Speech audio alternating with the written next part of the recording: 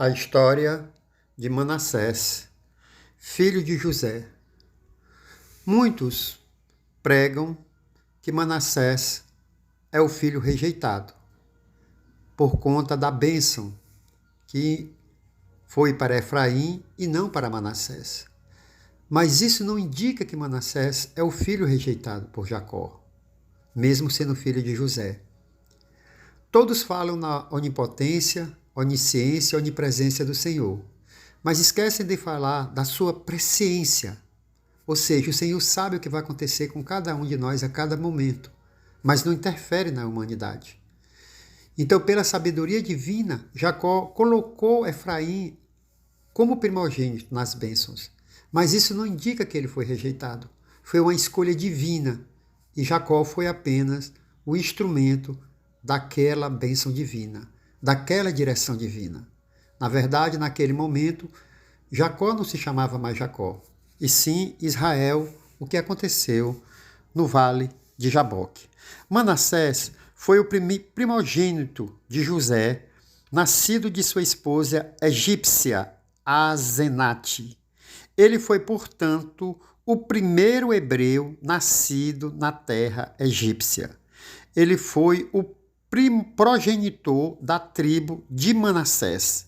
Seu irmão mais novo, Efraim, também deu origem a uma tribo, pelo fato de todas as demais tribos de Israel descenderem, até onde conhecemos, de pais hebreus de ambos os lados. As tribos de Manassés e Efraim sempre foram alvo de uma leve suspeita.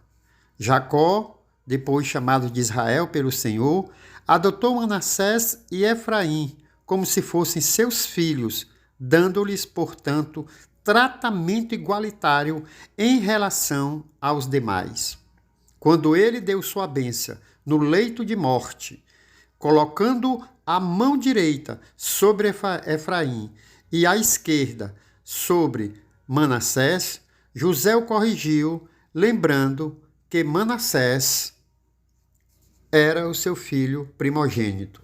No entanto, Jacó recusou-se a destrocar as mãos, dizendo que, embora Manassés viesse a ser grande, Efraim seria ainda maior. Israel teve 12 filhos e havia 12 tribos israelitas, porém, nem todos os descendentes diretamente de seus filhos. José foi o predecessor de suas duas tribos, os dois descendentes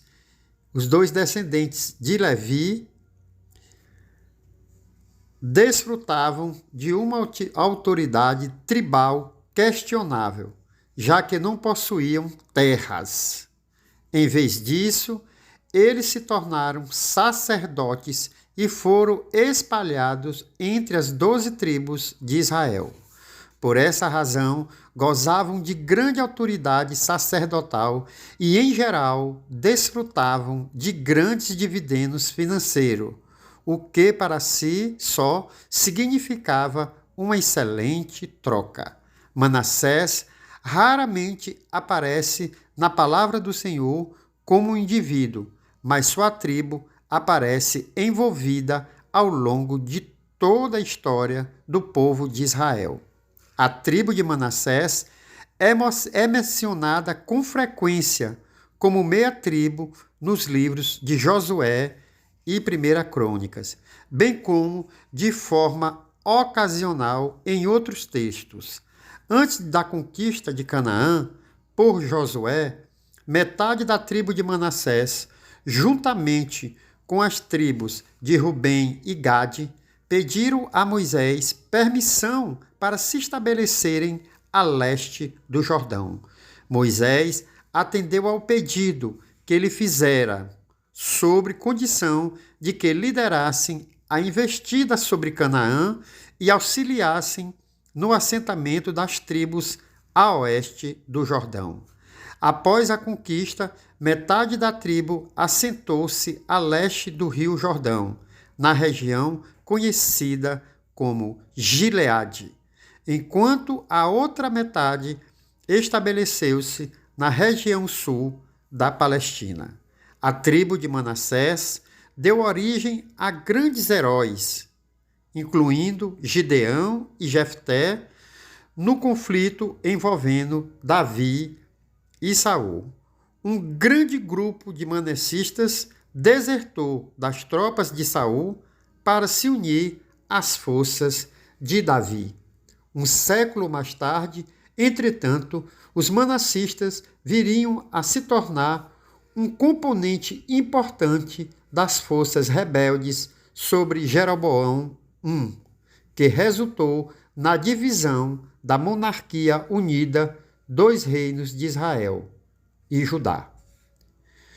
Muitos manassistas e eframitas, no entanto, parecem ter permanecido fiéis a Judá. Quando os assírios destruíram Israel em 724 a.C., levando cativas as 10 tribos do norte, a tribo de Manassés desapareceu da história. Não obstante, há registros de um contingente de manassitas e eframitas que teriam vivido em Jerusalém após o término do exílio babilônio, quase 2 séculos mais tarde.